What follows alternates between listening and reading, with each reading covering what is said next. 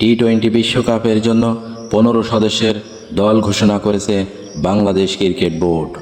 20 ওভারের বৈশ্বিক এই টুর্নামেন্টে টাইগারদের নেতৃত্ব দেবেন নাজমুল হোসেন শান্ত, যেখানে তার ডেপুটি হিসেবে নিযুক্ত হয়েছেন তাসকিন আহমেদ। মঙ্গলবার দুপুর 1:15টায় আনুষ্ঠানিকভাবে বিশ্বকাপ দল ঘোষণা করেছেন বিসিবির প্রধান নির্বাচক গাজী আশরাফুল হোসেন লিপু।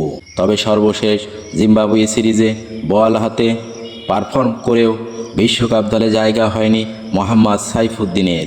এছাড়া অফ ফর্মে থাকা লিটনের ওপর আস্থা রেখেছেন বোর্ড। বিশ্বকাপের আগ মুহূর্তে স্বাগতিক যুক্তরাষ্ট্রের বিপক্ষে তাদেরই মাটিতে 3 ম্যাচের টি-20 সিরিজ খেলবে বাংলাদেশ দল। বিসিবির প্রধান নির্বাচক জানিয়েছেন, বিশ্বকাপের জন্য ঘোষিত দলের খেলোয়াড়রাই যুক্তরাষ্ট্র সিরিজে প্রতিনিধিত্ব করবে।